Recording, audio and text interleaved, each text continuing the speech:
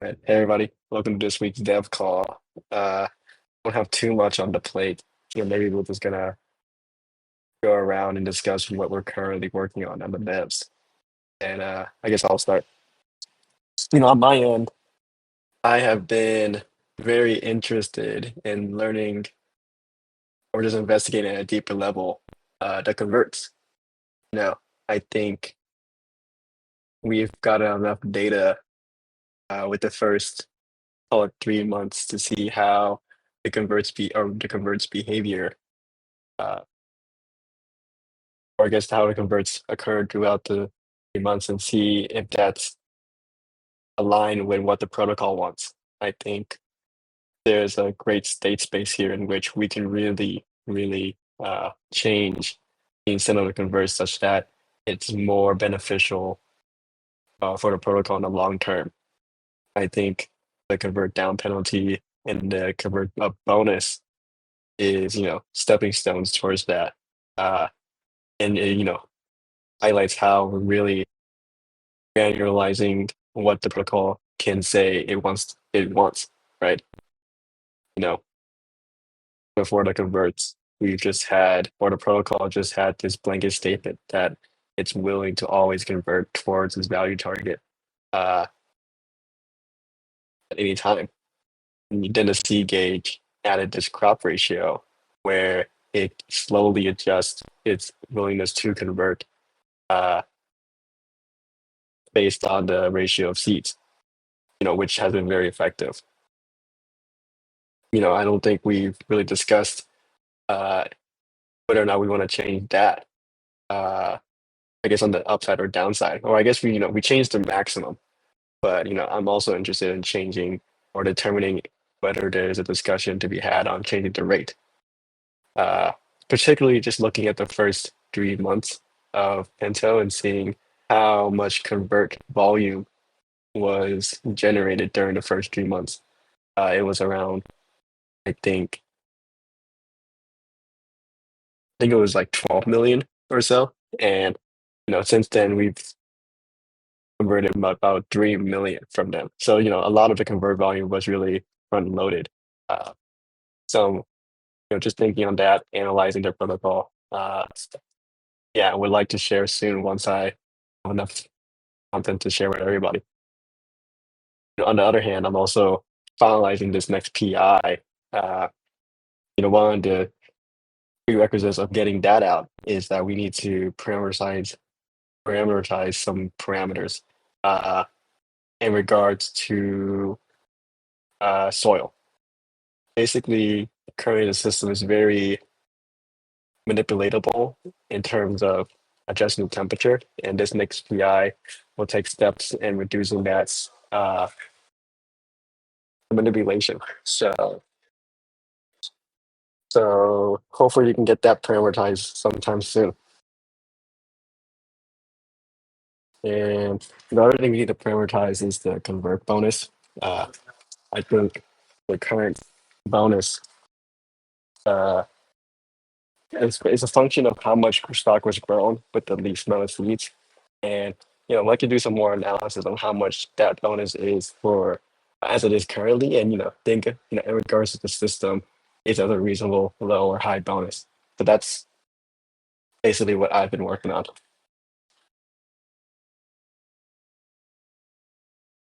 Nice, nice. I'm happy to go next and talk about Charter converts unless anyone else wants to go. Yeah, that'll be awesome. Sure, sure. Yeah, so working on things at a contract level, things are going pretty well.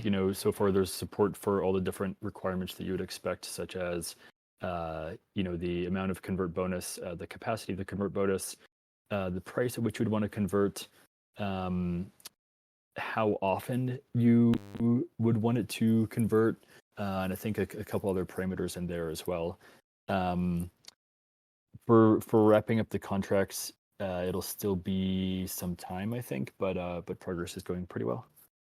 Then after that, once the contracts are finalized, I'm not sure if this is going to get audited or not, but it's almost entirely built on top of the audited helper functions. So that's definitely a bonus. There were a couple things I needed to modify for those helper functions. For example, when pulling deposits on behalf of a user, when you convert, you cannot convert germinating deposits. So I had to update some code there so that we don't, try to pull those, because then you won't convert as much as you would expect. And then also when it comes time to calculate how much convert power is available, we also have to exclude the germinating deposits as well. So some work has gone into that. Yeah, but progress is going well. Cool. One of the things that was added after the audit was, the convert up bonus has a capacity. There's only a certain amount of PDV that can gain the bonus at a given time. And, we recently added an update to that capacity such that the capacity is issued over the course of the season rather than issued instantaneously at the start of the good morning call. And the intent of this was to kind of reduce, one, it introduces competition. One whale isn't able to capture all the penalty, the bonus at one convert.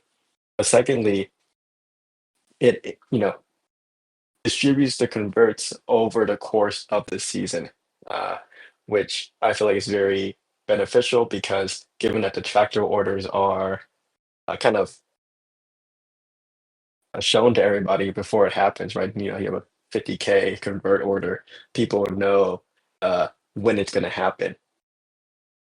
When you have, the capacity issued at the start of the season.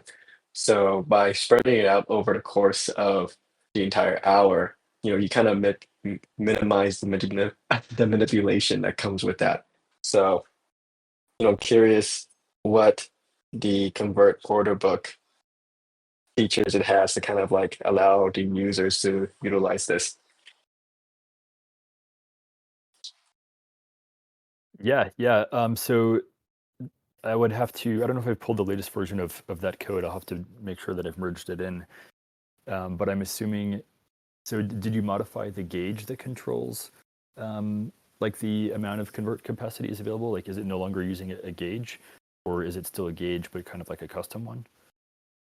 There's, the gauge returns the maximum capacity of the season and the bonus. Uh, then within the convert, it calculates the effective convert capacity over the course of the season. So, say that the convert capacity is about 1,000 PDV, and we're halfway in the season. You know, in the convert function, we would calculate the effective convert capacity to be 500. I see, I see. So does the function get convert stock per BDV bonus and remaining capacity, was that updated like to reflect this kind of continuous updating of the capacity? Yeah, it was updated. Let me just verify real quick. Could you tell me the name of it again? Get convert stock per BDV bonus and remaining capacity. What a name. Got it. Very verbose.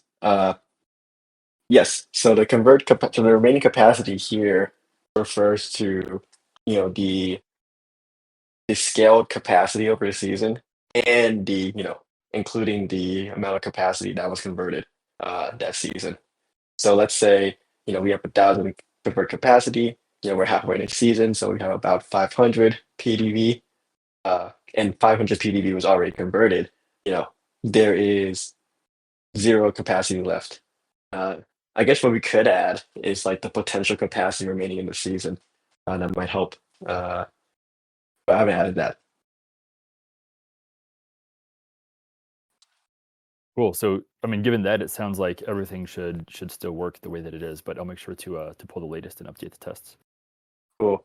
Would it be beneficial for you to get the potential remaining? So, like, back to our example, there's a potential or there's a remaining 500 capacity that's being issued, throughout the remainder of the season, but you just can't access it now. Like, would that be useful to any degree? Um, I don't think that that would affect like the ability for any of the orders to actually execute.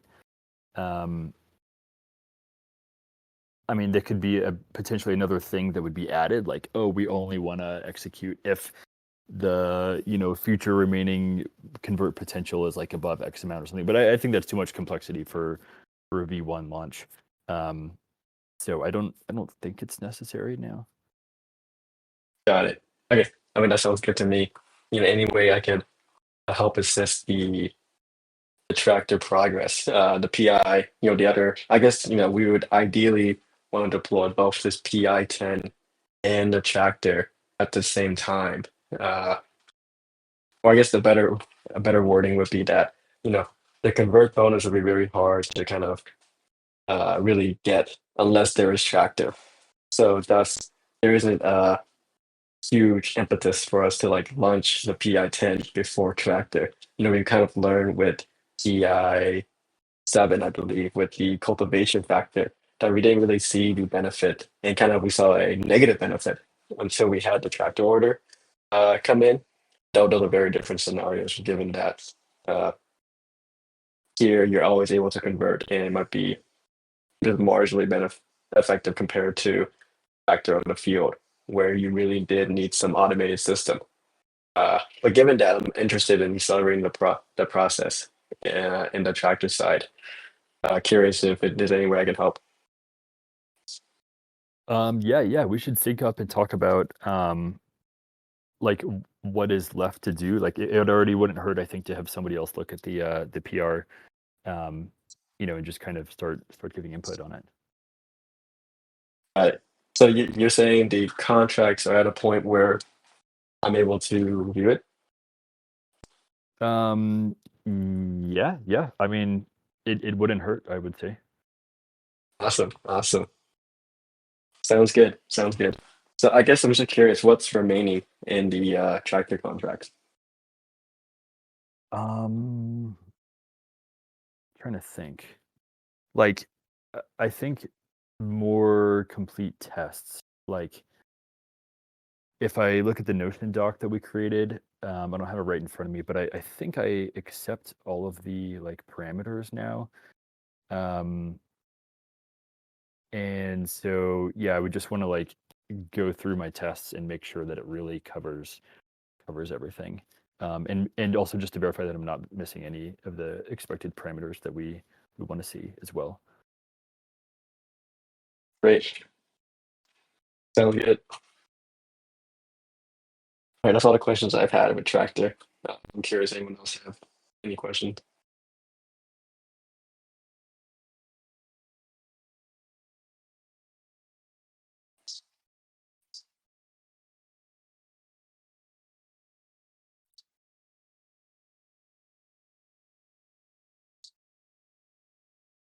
All right. Maybe the pirate can share what he's been working on. Hey guys. Yeah, so you may have seen I posted something in the chat a couple of days ago, some new charts that were added recently. I think you've probably heard me talk about this before on some of the previous calls, but it's basically just a lot more in-depth, like granular data on some of the data points that we were showing already, but just being able to see in much more detail on both a cumulative and a seasonal level. And so the main ones that I added that I think are worth highlighting are like the protocol inflows and outflows, and that's further split down between the silo and the field as well. And personally, I find this really interesting because, looking at it, there's a lot of, Pinto funds that have, yeah, are like outflows from the silo, but being able to line up that chart against the field inflow chart, you actually see, kind of this like inverse relationship where, the funds are exiting from the silo and then they're entering into the field. Um, and so just kind of being able to see that relationship, and then, you could take it further and you can line it up against the actual exchanges. And so, for example, you might see, oh, a bunch of Pinto is just withdrawn and it was sown. And then you can see like, oh, but it wasn't actually sold. And things like that, or like if there's a big sow that happens, you can say, oh, well, was there a big, Pinto purchase, or was it, coming from the silo, etc. So it just really helps to contextualize a lot of that activity with like the price movement and whatnot. So yeah, that's pretty cool, and I think that'll help to Riho with what you were talking about regarding like analyzing the performance of converts on the system. Just being able to have like all this extra context, because like for example, now you could see, was that demand for convert related to the field, for example, like someone converting to get Pinto to sow with. Um, but yeah, and I mean, I think too, just on that subject, for when you do start taking a deeper look at that, if there's other data points that you feel are missing, definitely feel free to let me know about that, and I'm happy to get with you on that. Um, so yeah, that was kind of the big thing that I've been working on, and then sort of relating to this, there's like another data point that I would like to add. I'm not sure what it's going to look like exactly, but maybe some kind of measure of like the performance of the market, so that we could see like how much of the change in liquidity might be related to like the movement of Bitcoin and Ether and Solana, as opposed to like the actual trading activity. But yeah, I'm still trying to figure out exactly how that would look. So yeah, that's kind of on my radar, and then also is um, a lot of these charts that I've been adding recently, I've been putting on like the big everything chart where you go in and you pick like which data points you want to see to lay out on the chart. But I want to think about maybe having some pre-built ones, kind of like how we have on the other pages, that might like encapsulate some of this new data. But it's just like it's kind of unclear what the right way to do that is, just because there's so many different ways that you might want to see this data. But I don't know, maybe there's like a couple like core views that we could come up with that might be interesting. Yeah, Um, that's an interesting idea. Uh, yeah, yeah. I mean, that's mm, definitely would need more thought. Um, because on the one hand, like again, I mean, I could come up with so many different possibilities for ways to arrange it. Um, but yeah, I don't know. Maybe there's a couple that are particularly interesting. yeah, maybe I'll take some time to think about it, and I'll let you know what I think of the market Sure. idea. To me, it's super interesting. I mean, I think we've said constantly, it's like, is the market cap of Pinto going down because of exit flows, or because the market is down? And I think the price Totally. itself is just not the best indication of demands in or out. So Totally. Yeah, and it's interesting too, because that like changes at different times, throughout Pinto's history, where, perhaps the price was going down, but the market was going up, or the opposite, the price is, going up when the market's going down, over, you know, decent periods. So I just think it'd be really cool to have some kind of measure of that. Um, so it's coming. yeah, I mean, it's really, I guess it's kind of hard because we would have to we would just have to emulate a portfolio that emulates our percent Right, deposited PEV, and that right. dynamic changes over time. To me, Yeah, and it's I mean, interesting obviously, because it's open to people how to like actually interpret that information. But yeah, I mean, from my perspective, that's probably the best way is to have it weighted against whatever was the actual silo deposits, like the instantaneous PDV for all of the deposits. mm, that's a good idea.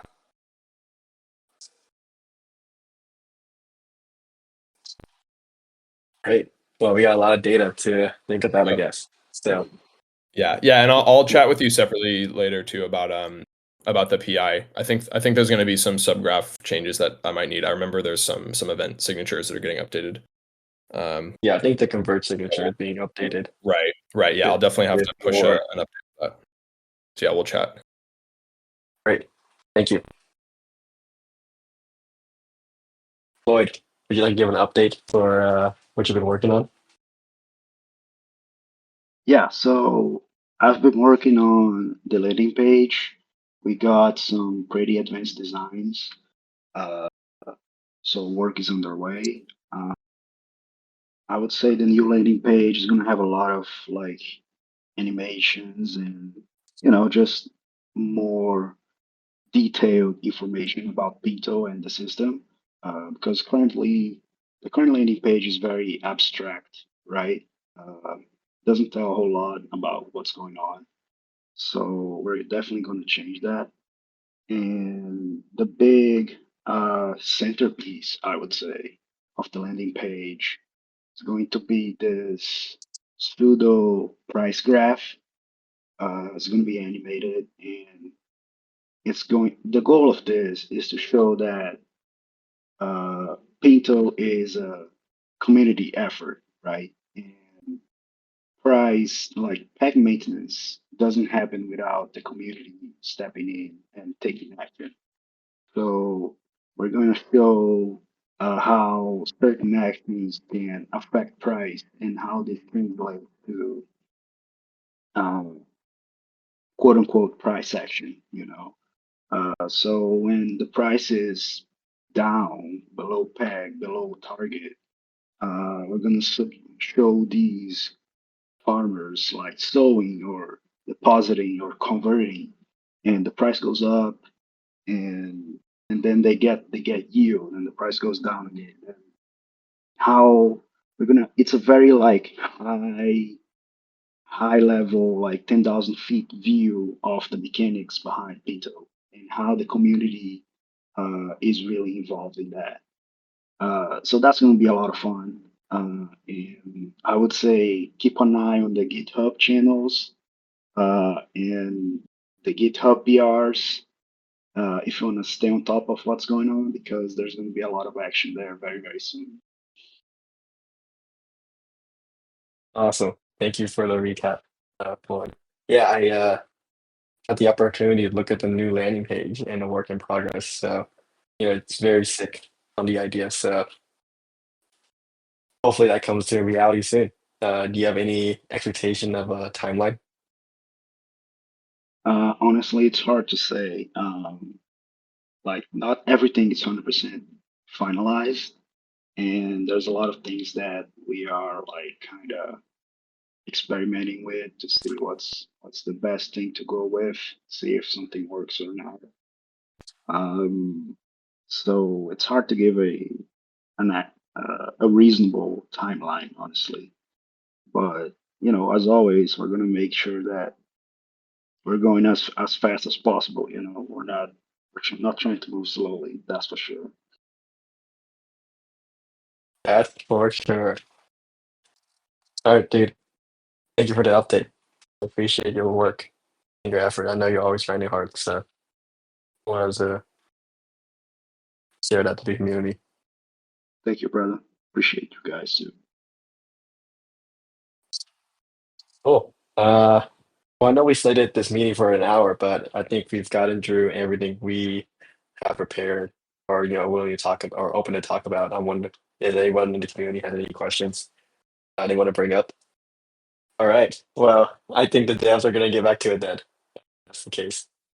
So thank you guys for coming. Appreciate y'all. Thank you, guys. Thank you. Thanks, Thanks. guys. Yeah.